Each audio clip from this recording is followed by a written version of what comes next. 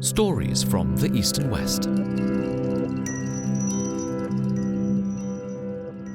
Hi, John. Hi, Leah. How much are we going to rewind the clock today? About 50 to 60 years, we're going back to the Cold War and to the eastern side of the Iron Curtain. Speaking of which, what are the first things that come to mind when you hear the words Iron Curtain? I guess Churchill? Is that it? Okay, let me have another think. We have totalitarianism, we have communism, and we have grey, dark scenes. I don't know, how about isolation? Exactly. Today's story is about isolation. We're going to try to find out if the Iron Curtain really did isolate the West from the East, and if it was as impenetrable as we usually think it was. Sounds good. Who are the protagonists, though?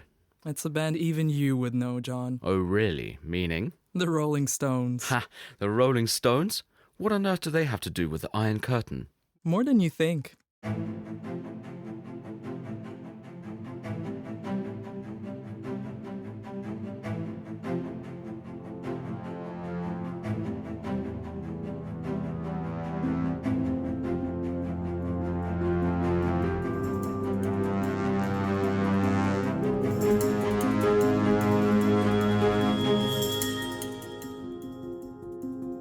Hello, my name's John. And I'm Leanne, this is Stories from the Eastern West. Today we're going to talk about a Rolling Stones concert that ended up causing a lot of trouble for communist authorities. Are you telling me that the Rolling Stones played on the eastern side of the Iron Curtain, right in the middle of the Cold War? That's precisely what I'm telling you, John. It's as if, I'll tell you what it's like. It's like a Japanese orchestra playing in Carnegie Hall, right slap bang in the middle of World War II.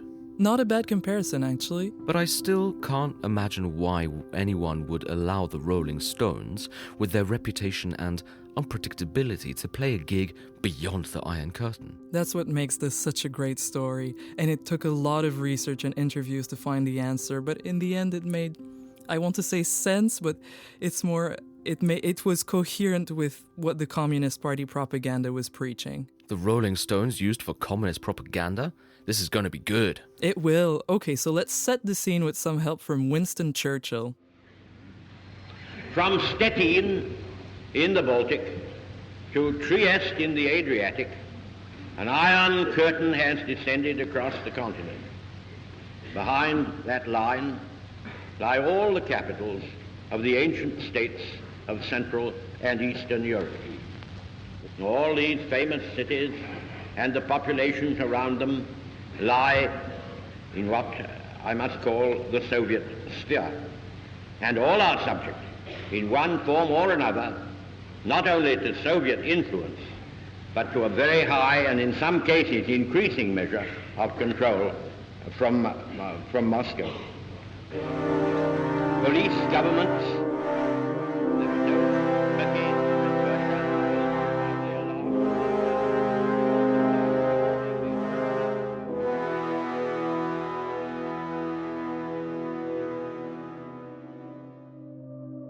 So that was Churchill on March 5th, 1946, and it was still very true 21 years later in 1967 when our story begins. Nothing had changed, really. East and West were still separated, not only politically, but also in other spheres, economically, socially, culturally. Oh, I know what you're talking about. Every other day I'm surprised how some people in Poland, mostly middle-aged and older, know very little about what was going on in Western popular culture between, let's say, 1945 and 1989. Like, for example, they barely even know who James Brown was. I mean, what's that all about? Exactly. That's because communist regimes believed that the West was morally decayed and they did everything possible to prevent people from coming into contact with it. For example, you literally couldn't buy Western pop music in music stores. Okay, but what exactly was wrong with it? I mean, what did James Brown or the Rolling Stones ever do to the communist regimes? Well, they represented the communist understanding of moral decay. I think individualism was especially offensive in the communist ideology, which obviously requires sacrifice for the good of the community.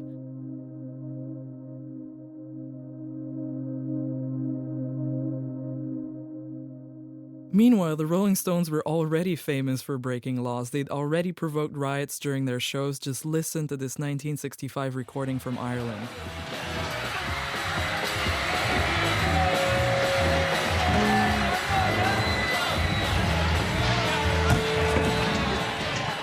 Or this one from the Netherlands in 1964.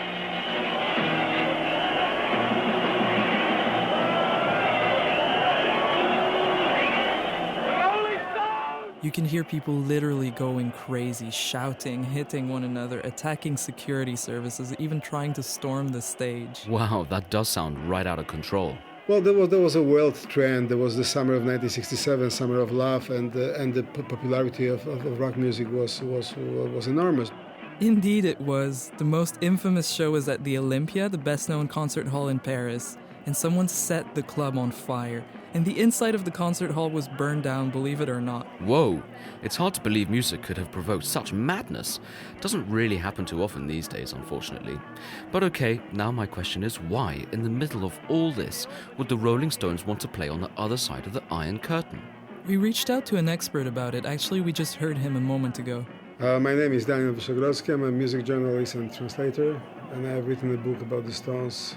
It's titled Satisfaction. It had 5 different editions in Poland. And I asked him the same question. Why did the Rolling Stones want to play on the so-called wrong side of the Iron Curtain? They wanted to come on our side of the Iron Curtain because they knew they were prohibited. They knew that the records were not in the circulation, in the distribution. But at the same time, they were aware of the fact that the young people listened to their songs on the radio and they loved it. And they loved them, the group and the songs and the hits. And I think it was kind of exotic for them. It was at the time where they started to go to Morocco and look for different experiences, not necessarily in music. But were the Stones wanting to come and stir up even more trouble? Daniel says no. I don't think the Rolling Stones needed any more scandals in 1967. They've had enough back home. And it was a very difficult year for them because of the drug busts and a lot of bad press that they were receiving. Keith Richard, how do you think this conviction is going to affect you and your music and the Rolling Stones? I don't know, I just want to get on with it now that it's over. Just get on with what I'm supposed to be doing instead of worrying about this, Do you think it will have any effect then? I don't know, I might get a song out of it. And musically, they were promoting, theoretically, they were promoting the new album, which was Between the Buttons at the time, and it wasn't a great achievement. But I think it was like conquering an unknown land. I think that was the trophy they really wanted. They came, they played, they went back home, and they were proud of the achievement because not many Western musicians and acts were able to perform in the Eastern Bloc. Okay, but why Warsaw? Why not Moscow, the capital of the quote-unquote evil Soviet world? It turns out that they did want to play in Moscow. Another expert told us more. Paweł Brodowski, Jazz Forum magazine editor, and formerly bass guitar player, Czesław Niemen's a group called Aquarelle, Watercolors. Coolio. For listeners who don't know, Czesław Niemen was to Poles pretty much what the Rolling Stones are to the Brits.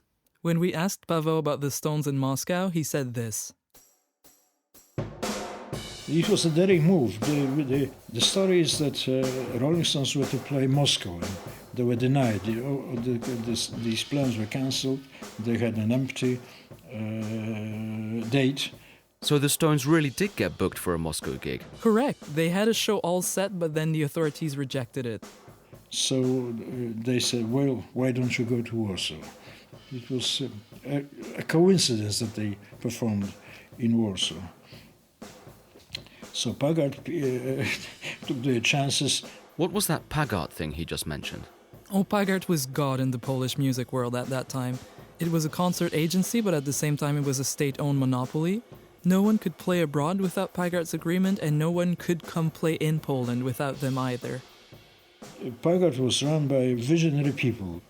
Until then, Pagart brought to Poland, I remember, the Shadows, the Animals, the Hollies in 65. There were Jerry and Pacemakers. But weren't the people at Pagart members of the Communist Party? The directors of Pagart had to be party people, but those people were very forward-looking, they were opportunists. Perhaps Gomulka didn't realize what's coming up. The party leader back in 1967 was Władysław Gomulka, and he was very backward, unlike Pagart. He probably just didn't know who these people were or just didn't get what was going on. Okay, so that's why the Rolling Stones wanted to perform here. But why on earth did Polish communist authorities want the Rolling Stones here in the first place? Why was Pagart, an apparently progressive institution, allowed to try to take on the Stones' free date? I'm going to save that answer for later. You know what, John? Before we get to it, let's have our guest tell our listeners how it all worked out. Paweł sets the scene. It came suddenly, with a 2 weeks' notice. We're not really prepared. All of a sudden, the word spread out around town that the Stones are coming. The Stones are coming. Really? How do I get a ticket? You don't get a ticket. The tickets disappeared within 1 day, approximately. When the concert was announced during the first days of April, most people thought it was an April Fool's joke. I don't even remember how I got the ticket. As I strained my memory, and I think it was a mother of a friend of mine who worked in Pagart agency, and she called me. She said, "Listen, would you like to go to get a ticket to Rolling Stone concert?" I said, "Of course." Getting tickets was all about connections, and here's what Daniel had to say about it. Tickets were not distributed among the real fans. There was some party involvement, and there were some different channels of distribution. It was all difficult. Most likely, there were scalpers selling the tickets, and the only way to get was to buy the ticket outside of the venue. On April 13th, the Rolling Stones landed in Warsaw to play 2 shows. One was in the late afternoon, and the other one was in the evening. They were immediately given a heavy police escort. Then they were transported in a police column to the hotel and then to the venue, which was the Palace of Culture and Sciences Congress Hall. And the thing is, we are arriving for the late show, and this Palace of Culture is besieged.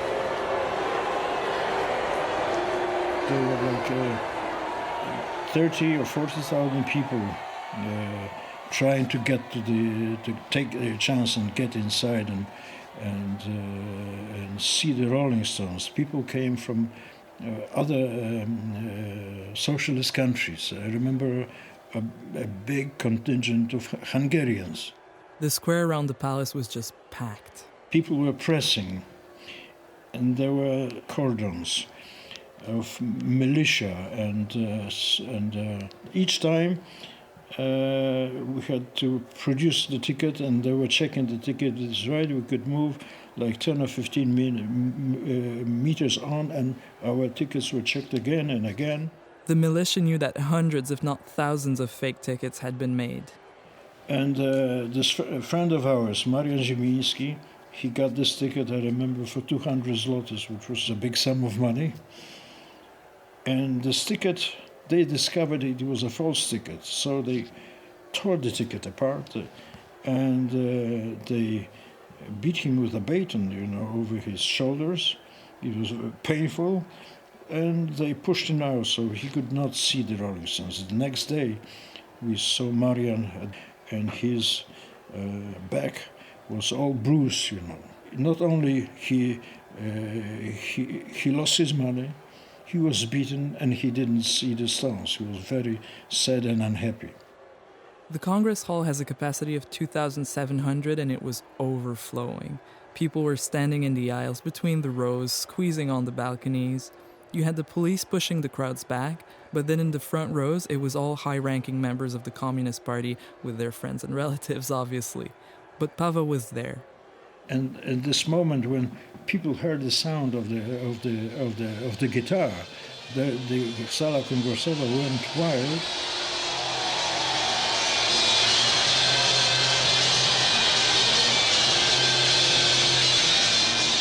And this level of noise continued until the end of the concert. Somehow we heard, what they were singing, but not so clearly, but nobody cared. The Stones were there. It was something we never saw before. Unsurprisingly, the Stones were being, how shall I put it, provocative. At one point, a fan threw a bouquet of little flowers onto the stage and Mick Jagger picked them up and started chewing them and then spitting them back out, so a little bit like Ozzy Osbourne in The Bat, just with flowers. He made constant obscene gestures towards the police and the people sitting in the front row. And people in the front row were also covering their ears because the sound was so loud. The way Mick Jagger behaved, we could not even imagine, He was so energetic in his stage dance, like a very strange creature from the moon. And you have to understand that that sort of behavior was really unusual for people in Poland. And that night it brought a taste of freedom that really worked up the crowd into a frenzy. And as they finished, we left the hall, and it was such a contrast because the place outside of Sala Kongresowa was completely silent and completely empty, and the street was wet.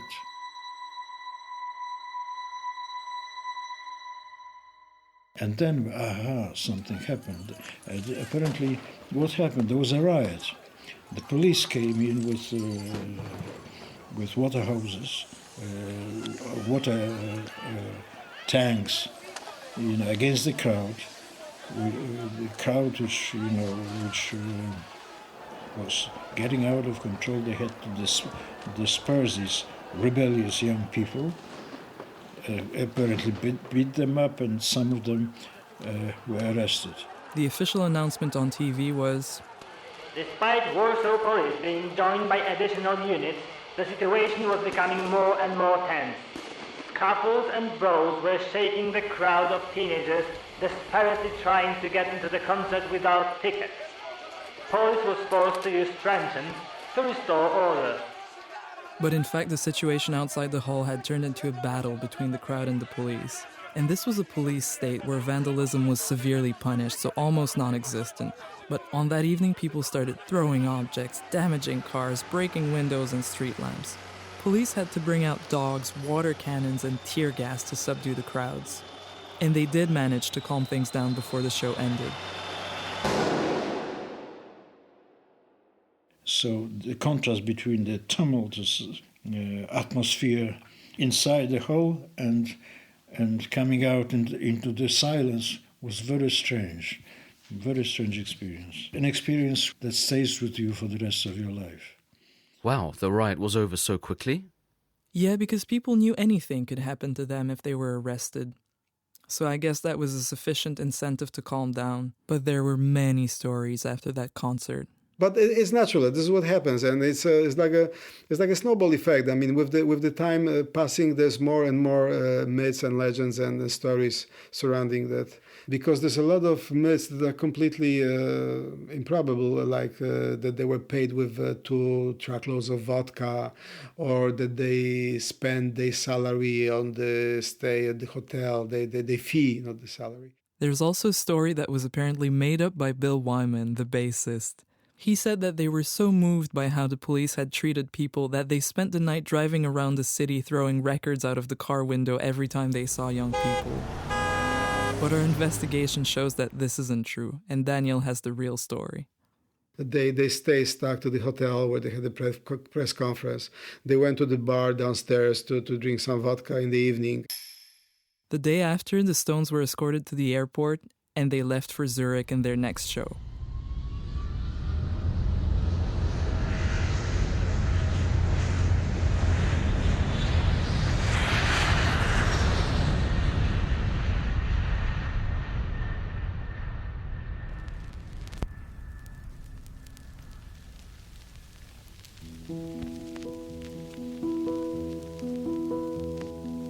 Okay, so now that we all know the story, it's time to explain. Why did the communist authorities want all this madness to happen? The most logical explanation is that this was an example of what's called a safety valve strategy. A safety valve strategy? How does that work? Well, the communist regimes would organize events sometimes that were meant to let people blow off some steam. So these were things like carnivals or concerts in this instance. that weren't necessarily in line with communist ideology, but they did allow young people to rebel in a relatively safe way. Did that really work? Doesn't seem too clever to me. I think it did the job, and the Polish authorities were actually killing two birds with one stone's band. Nice. Really, I gotta hand it to the scriptwriter at this moment. The Rolling Stones' performance was actually a great argument against any accusation of censorship, because it allowed the party to say, "What censorship? We just let the Rolling Stones in." But did they really capitalize on it? What about the riot? I think they did, because there was no internet, no free media, and the official press didn't write a lot about the concert. The Warsaw Courier only wrote, "The arrival of the British rock band, the Rolling Stones, met with great interest among Warsaw teenagers. However, the young people's curiosity, apparently influenced by a few hundred notorious rowdies, turned into relentless aggression bordering on wild vandalism." So pretty typically, the media blamed the riots on quote-unquote hooligans, just like they did when there were protests for democracy.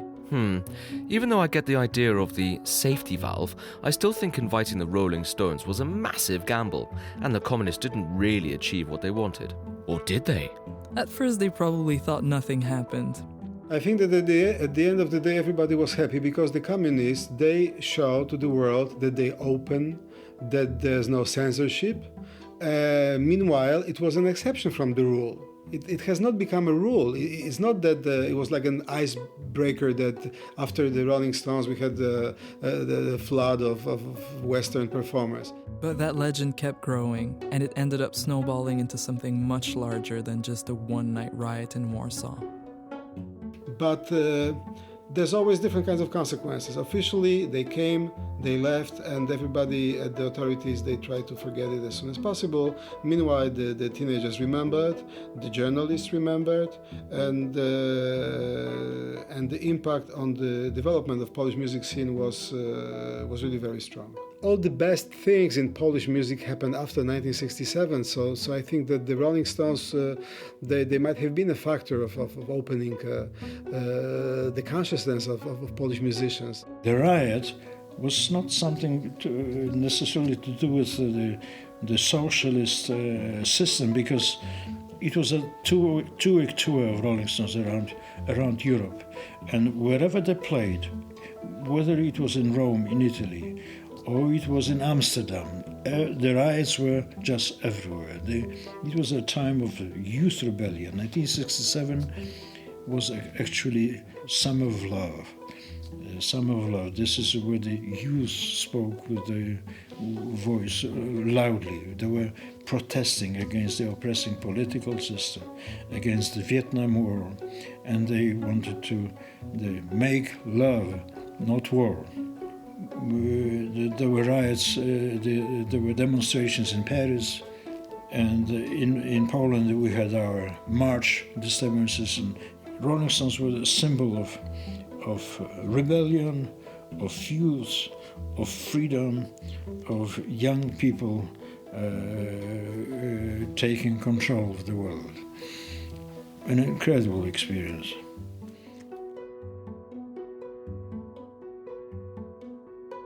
This episode of Stories from the East and West was a Wirewalker studio production for Culture.pl.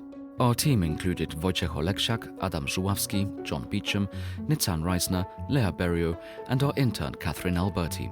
A big thanks to Daniel Wyszogrodzki and Paweł Brodowski for joining us on this episode. To see the notes from this episode, just tap the show art in your podcast app or visit storiesfromtheeastandwest.com. If you enjoyed the show, make sure to subscribe for future episodes. And remember to give us a review on Apple Podcasts. It'll help others find the podcast too.